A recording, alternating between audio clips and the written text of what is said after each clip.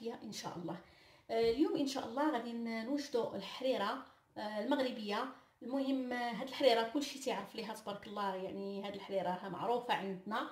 المهم هاد الحريره غادي نوجدها بلا مطيشه او لا طماطم. المهم هاد الطريقه اللي انا غادي ندير ديال عدوستي تديرها وتتعجبني بزاف بزاف، وهاد الطريقه معتمده عندها وتتجي واحد الحريره ما نقولش لكم عليها تبارك الله والصلاه على النبي الله يعطيها صحيحتها. ومهم نقلتها من عندها وقلت علاش لي ما نتقاسمهاش معكم.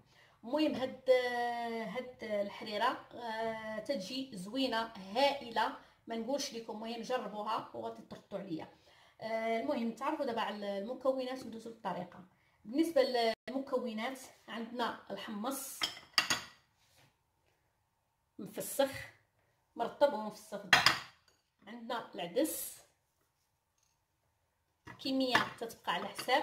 المهم تقدروا ديروا مثلا الا كانت واحد الطنجره غديروا واحد الطنجره كبيره ديال السيطر، ولا تقدر ديري كاس ديال الحمص، كاس ديال العدس. عندنا واحد زليفه ديال الكرافس.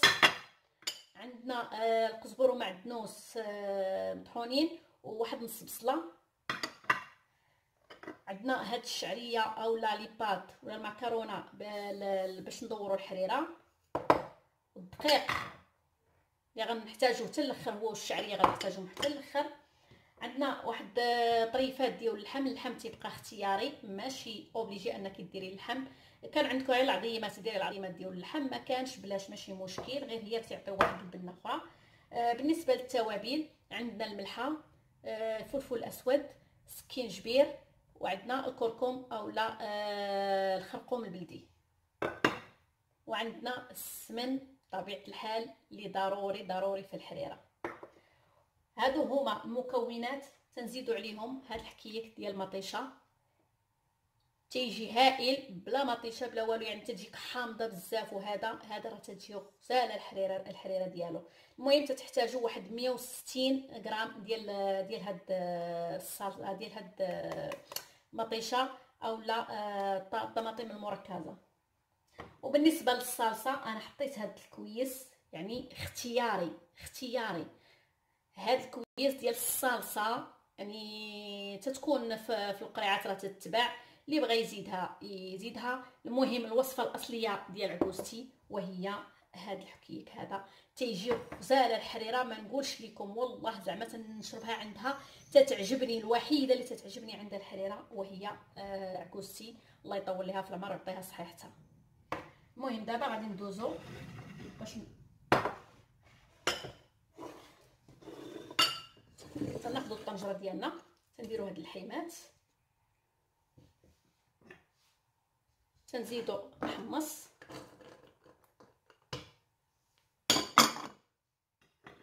العدس، الكرافس اولا السيدانو على حساب. عندنا القزبر ومعدنوس والبصله.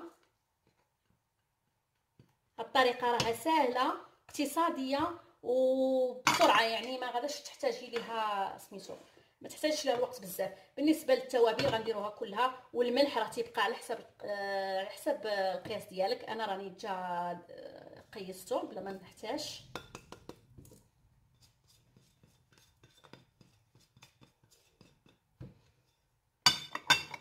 تندير السمن،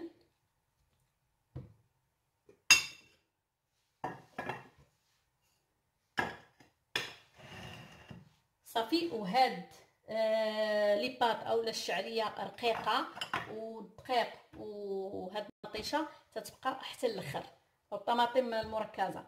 المهم هاد المكونات غادي نزيدو عليهم الماء،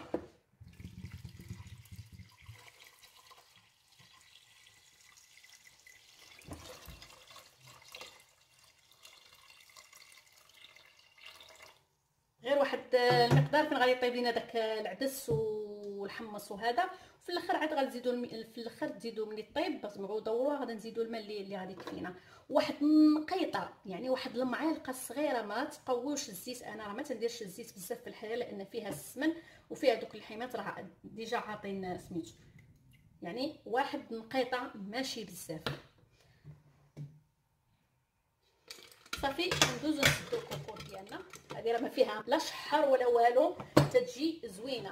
المهم انا غنحطها في البوطه حتى نحس بديك تقريبا واحد نص ساعه بحال هكاك على ما يطيب ليا داك الحماص وداك الشيء كلشي صافي، وندوزو باش ندورو الحريره ديالنا. بعد ما طاب ليا داك اللحم والحمص والعدس هانتوما تتشوفوا واحد الريحه ما نقولش لكم. انا خديت الطماطم المركزه ودرتها مع الماء، طلقتها صافي، وغادي ندوزو ندورو الحريره ديالنا.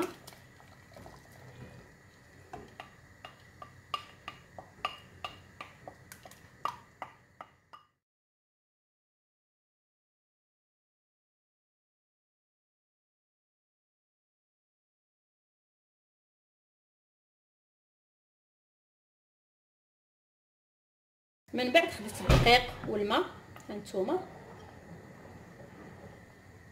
المهم نتوما تديروا على حساب الحريره اللي عندكم باش ما تجيكمش ثاني عاقده صافي. ونبداو ندوروا فيها. لاصقش لكم ديك الدقيق لتحت وحرق لكم الحريره ديالكم. نتوما تشوفوا اللون ديالها كي داير، شوفوا تتجي زوينه بزاف بزاف بلا مطيشه، تتجي زوينه يعني غير هذيك المطيشه ديال المركزه او ديال الحك تتجي زوينه بزاف. الحريره ديالنا المهم ما تتوقفوش على التحريك باش ما تلتصقش لكم لتحت الدقيق.